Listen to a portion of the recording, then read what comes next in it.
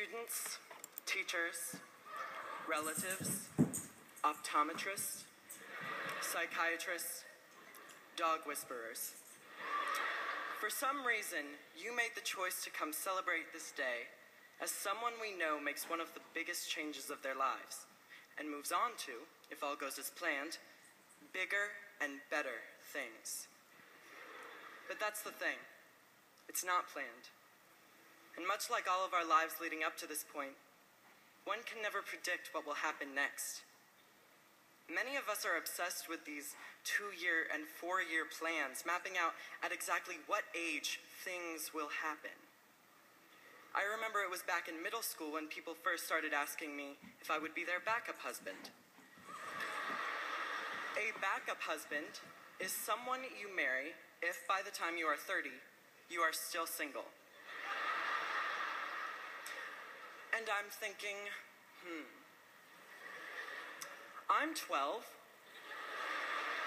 I'm not really in the mood to be thinking about this right now. And what happens if you don't get married?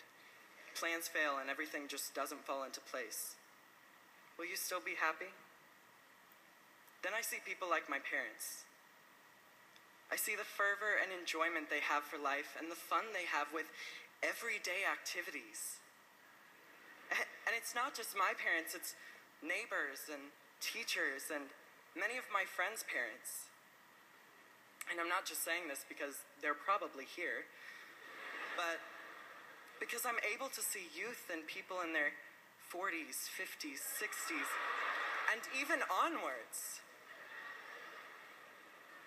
I'm sure that at 18, they were being pressured to make plans for the future. But honestly, how could their plans have predicted that they would end up in this massive church listening to some dweeb? They realize the vast expanses of time, how one day is followed by another, how mistakes will be made and opportunities will arise. But how many of those opportunities were missed because they were following some rigid plan?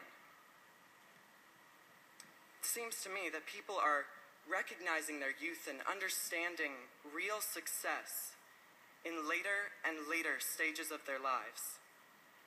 What is success? Well, I'll tell you. Success is waking up every day, being able to deal with all of life's struggles, and then somehow falling asleep satisfied, at least for most days. Success is knowing that not everything is known, being prepared to handle the unknown, to face the truth, and to withstand and grow from adversity. I know I'm only 18, and maybe there's no reason for me to understand this, but I'm thinking if people like my parents can live youthfully now, why can't I? And can't I learn from their mistakes? In any case, age is just this marker of how many days we've been living. Yes, we may have planned on getting a high school diploma, but what does that diploma really say about us? It says absolutely nothing other than our name, our principal's name, and the school we graduated from. So then why do we focus so much of our young adulthood on acquiring these paper recognitions?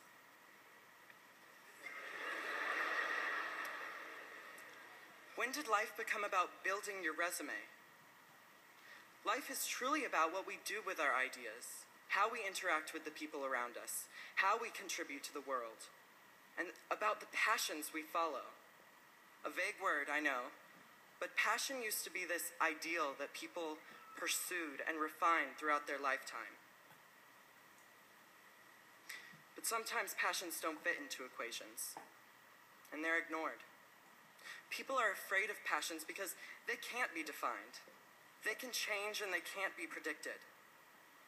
But that's what makes them so special. They're natural. We don't know where they came from, but this undeniable love and motivation to achieve and create something so much bigger than us. Fight for those passions. For loving what you do is where it is easiest to grow, to expand, and of course succeed. Most of you may not know what your passion is right now, and that's okay. I'm definitely not sure what mine is, but I know it's there. I know it's starting. Unfortunately, the only way to come about passions is through reflection. Luckily for all of us, these next few years are filled with self-discovery. It's up to each and every one of us how much we learn, whether we attend university or not, whether we follow our plans or our passions. The learning opportunity given with each and every single moment is of equal learning opportunity for us all. The author Karen Kaiser Clark put it best by saying, "Life is change. Growth is optional. Choose wisely." And that's what I'm asking all of us to do today. And from here on out, choose wisely. Class of 2008 and its supporting audience, I wish you all the best in life, and I thank you for being a part of mine.